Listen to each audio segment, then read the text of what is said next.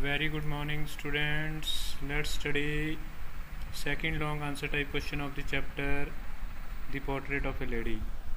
Your question will be like this: mention the three phases of the author's relationship with his grandmother.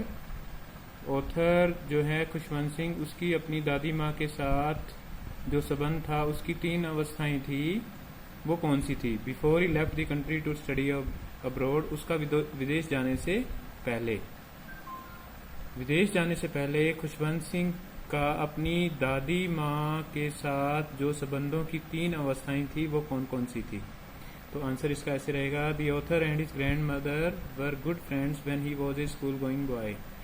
जब author है वो एक school जाने वाला लड़का था, स्कूल जाया करता था, तो उस वक्त उसकी दादी माँ और वो बहुत अच्छे दोस्त थे।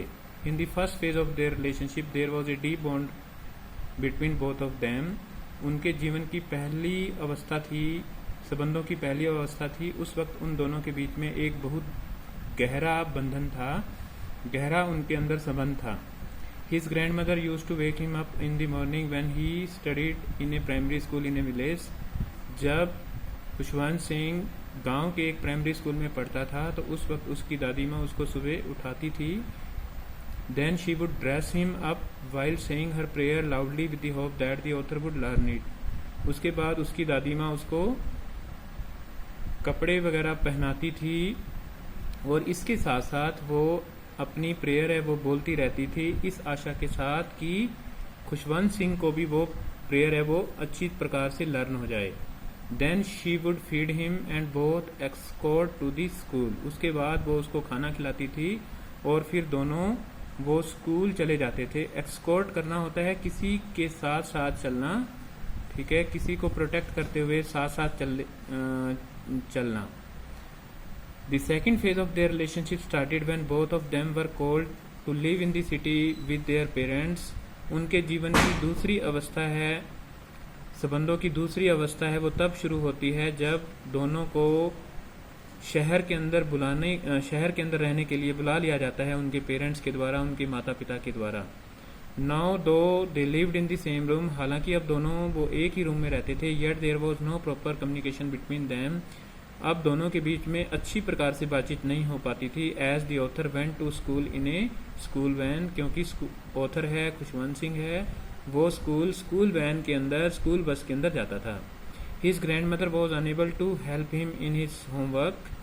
उसकी दादी माँ अब उसको होमवर्क में हेल्प नहीं कर पाती थी। As he was now reading in a convent school, क्योंकि वो एक कॉन्वेंट स्कूल के अंदर, इंग्लिश मीडियम स्कूल के अंदर पढ़ता था।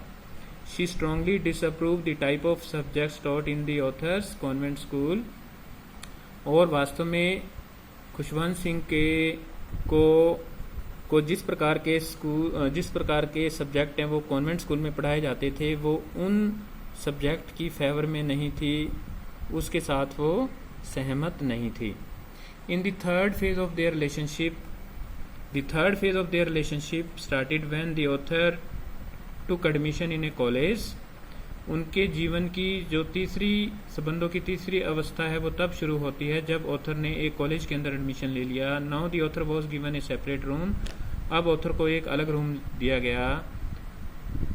This broke the deep bond of love between both of them. अब दोनों के बीच में जो गहरा संबंध है वो टूट गया। Now his grand mother felt very isolated. अब उसकी दादी माँ बहुत ज़्यादा अकेला महसूस करती थी।